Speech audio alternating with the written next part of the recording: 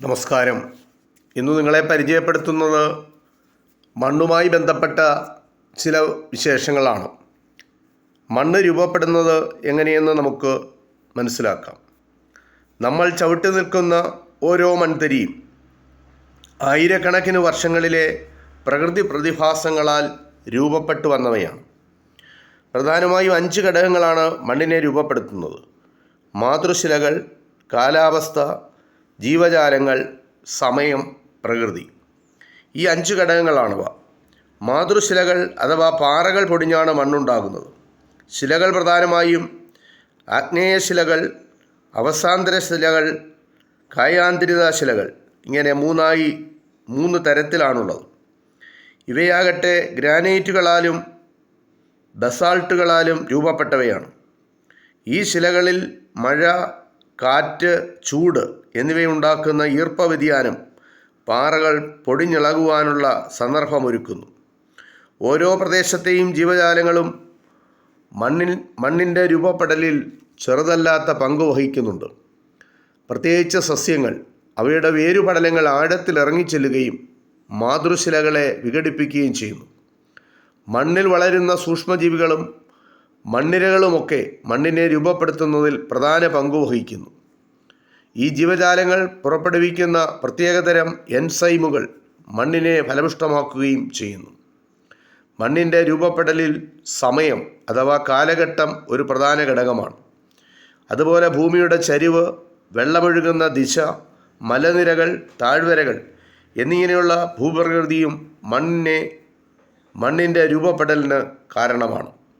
മണ്ണിൻ്റെ രൂപീകരണത്തിൽ സസ്യങ്ങൾ വലിയ സഹായമാണ് ചെയ്യുന്നത്. അതിൻ്റെ ഒരു തെളിവാണ് ഡെൻഡ്രോബിയം കല്ലാറൻസിസ് എന്ന ഓർക്കിഡ് ചെടി. ശാസ്ത്രലോകം ഈയിടെ കണ്ടെത്തിയ ഓർക്കിഡ് ഇനത്തിൽപ്പെട്ടതും ഉയർന്ന പാറകളിൽ വളരുന്നതുമായ ഒരിനം ചെടിയാണിത്. ഇവയുടെ വേരുകളിൽ വളരുന്ന ആൽഗകളും വേരുകളുടെ അഗ്രങ്ങളിലെ ചെറിയ നാരുകളും പാറയിലേക്ക് ഇറങ്ങിച്ചെന്ന് പാറയെ മെല്ലെ പൊടിച്ച് കല്ല് രൂപപ്പെടുത്താൻ സഹായിക്കുന്നു. ആ കല്ല് പിന്നീട് മണ്ണായി മാറുകയാണ്. ഇതുപോലെ മണ്ണ് രൂപപ്പെടാൻ തങ്ങളുടെ ആയുസ് മുഴുവൻ സഹായിച്ചു കൊണ്ടിരിക്കുന്നവയാണ് ലൈക്കനുകൾ. കുമിളുകളും ആൽഗകളും ചേർന്നുള്ള പ്രത്യേക ജീവിവർഗമാണിവ. പരസ്പരാശ്രയത്വമാണ് ഇവയുടെ അടിസ്ഥാന സ്വഭാവം. പച്ച നിറമുള്ള ആൽഗകൾ ഭക്ഷണമുണ്ടാക്കി കുമിളുകൾക്ക് നൽകുമ്പോൾ ആവാസസ്ഥാനവും അഭയവും കുമിളുകൾ ആൽഗകൾക്ക് നൽകുന്നു. ഇവ നിരന്തരം പുറപ്പെടുവിച്ചുകൊണ്ടിരിക്കുന്ന ദ്രാവകങ്ങൾ പാറകൾ പൊട്ടി ഇളകാൻ ഇടയാക്കുകയും അതുവഴി മണ്ണുണ്ടാകുവാൻ സഹായിക്കുകയും ചെയ്യും. മണ്ണിൻ്റെ വിവിധ അടുക്കുകൾ 5 തരത്തിലാണുള്ളത്. ഇവയെ ശാസ്ത്രലോകം O, A, B, C, R എന്നീ ഇംഗ്ലീഷ് അക്ഷരങ്ങൾ ഉപയോഗിച്ച് സൂചിപ്പിക്കുന്നു. O എന്ന മണ്ഡലമാണ് മണ്ണിൻ്റെ മേൽഭാഗം. ഇലകളും ചെടികളുടെ കമ്പുകളും ജീവജാലങ്ങളുടെ അവശിഷ്ടങ്ങളും മറ്റും വീണടിഞ്ഞുണ്ടാകുന്ന ഈ അടുക്കിന് ഏറെ വളക്കൂറുണ്ടാവും. ഇതിനെ തുടർന്നുള്ള രണ്ടാമത്തെ മണ്ഡലമാണ് A. മേൽമണ്ണെന്നറിയപ്പെടുന്ന ഈ അടുക്ക് ജൈവഘടകങ്ങളാൽ സമ്പന്നമാണ്.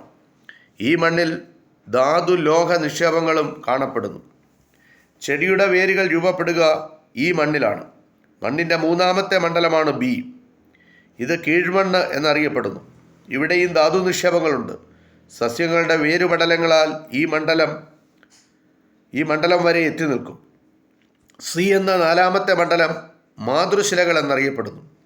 ഈ ഭാഗം വിഘടിച്ചാണ് മണ്ണ് രൂപപ്പെടുന്നത്. മണ്ണിൻ്റെ ഏറ്റവും അടിഭാഗത്തുള്ള മണ്ഡലമാണ് R. അടിസ്ഥാന ശിലകളായ ഇവ വളരെ സാവധാനമേ വിഘടിക്കൂ. മണ്ണ് രൂപപ്പെടുന്നതിന് സഹായിക്കുന്ന സസ്യങ്ങളായ ലൈക്കനുകളെ നമ്മൾ പഠിച്ചിട്ടുണ്ട്. നമ്മുടെ കയ്യിൽ ചുരുട്ടിയെടുക്കാവുന്ന ഒരു പിടി ലൈക്കനുകൾ ഉണ്ടായി വരാൻ ഏറ്റവും കുറഞ്ഞത് 100 വർഷമെങ്കിലും എടുക്കും. ലക്ഷക്കണക്കിന് തരം സൂക്ഷ്മജീവികളാണ് മണ്ണിൽ വസിക്കുന്നത്.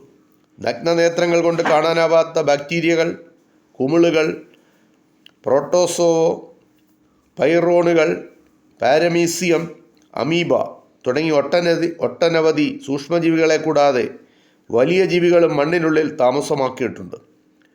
മണ്ണിരവർഗത്തിൽപ്പെടുന്ന പല ജീവികൾ ഇവയിൽ പ്രധാനമാണ്. അട്ടകൾ, വിരകൾ എന്നിവ ഇവയുടെ ബന്ധുക്കളാണ്. പാമ്പ്, പല്ലി, ഓന്ത തുടങ്ങിയ ഉരഗങ്ങളും ചിലന്തികൾ, ഒച്ചുകൾ, തേളുകൾ, പഴുതാരകൾ, എലികൾ, ചിലയിനം പക്ഷികൾ മുതലായവയും മണ്ണിനുള്ളിൽ താമസമാക്കുന്നവയാണ്. ഇത് മണ്ണിനെ പറ്റിയുള്ള ഒരു ചെറിയ വിവരം നിങ്ങളുമായി പങ്കുവച്ചു. ഇത് ഇത്രമാത്രം. നന്ദി, നമസ്കാരം.